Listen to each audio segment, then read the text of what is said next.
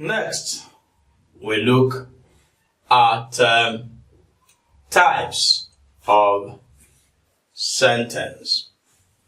And for clarity, sentences are classified into two. Sentences are classified into two, or classified in two ways.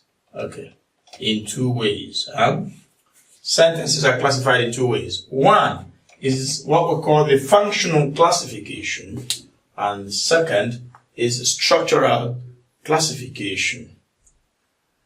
And what do we mean by functional classification? That is, dividing sentences according to their functions. Before we go into dividing sentences according to their length and appearance. So, functional classification first. In this case, there are 5 sentence types. There are 5 sentence types under this classification. And they are: 1. Declarative sentence. 2. Imperative sentence. 3. Interrogative sentence. 4. Exclamatory sentence. And 5. Optative sentence. So, the declarative sentence is a statement. Even the sentence I just made is declarative. Right? So the most regular kind of sentence we use in everyday expression is a declarative sentence. Now, any sentence that declares or states something is an assertive or a declarative sentence. For instance, the man drives, he doesn't connect. That's an assertive sentence or a declarative sentence. I'm a teacher. This is a statement. Of course, this sentence is also a declarative sentence. So, as you already know, sentences start with capital letters and end with end punctuation marks, either the full stop or the exclamation mark or the question mark. The full stop ends 3 sentence types. 1, the declarative sentence. 2, the imperative sentence. And 3, the optative sentence, which you see later. While the interrogative sentence ends with a question mark, and the exclamatory sentence ends with an exclamation mark. So let's look at number 2, the imperative sentence. This is a command-giving sentence. A sentence that tells somebody to do something is an imperative sentence. Now, one feature of it is that it may not have a subject. The reason is that the subject is listening to the speaker most of the time. So when that is the case, the subject need not be mentioned. If I am with my son in the living room and I want him to close the door, I need not call his name and say, Ifani, close the door. I think it is more sensible to simply say, close the door. Ifani knows that I am talking to him. So that's why the imperative sentence really doesn't have subjects. Alright? The subject is implied, and that implied subject is you. Implied subject is you. Examples are, go home now. That is to say, you go home now. Let no one touch this bag. Last but not the least says, think of my situation.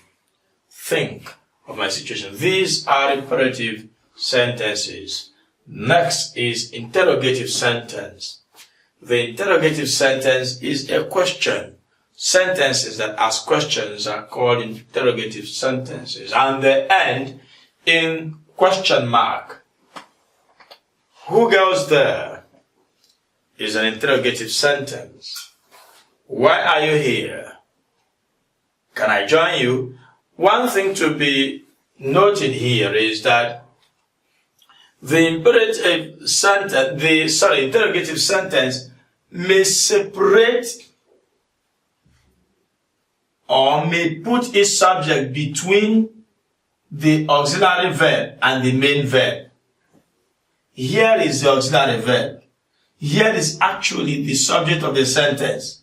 But instead of the subject of the sentence coming before the verb, it comes in between the auxiliary verb and the main verb. Now, if you make this sentence a declarative sentence, this subject will come to the beginning. This is what I mean. I can join you. You see? I can join you. The verb and its auxiliary come together. But in can I join you, the subject moves to the middle. That's a typical feature of English questions. Now, that said, we know what an interrogative sentence is. So we take the exclamatory sentence.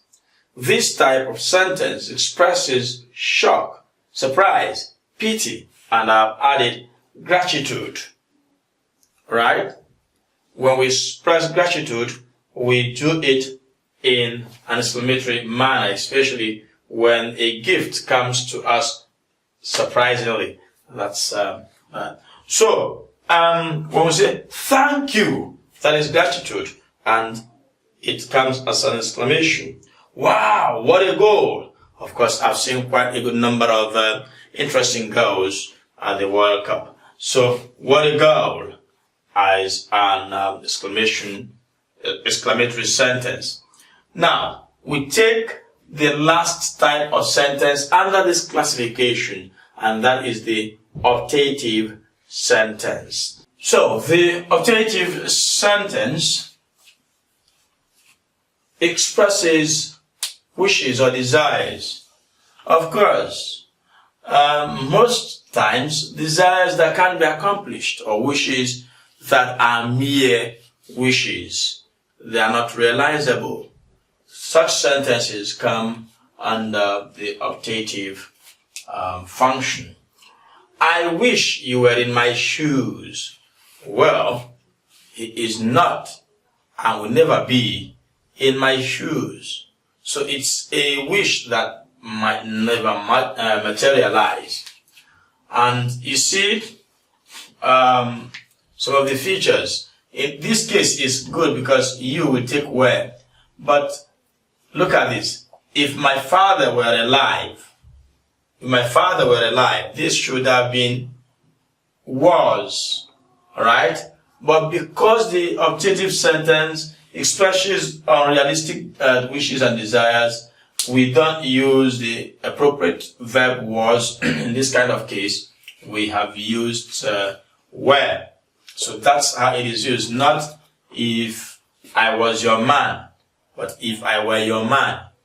Not if I am in your shoes. Of course, you could see this one. Not if if I am in your shoes, I will do better.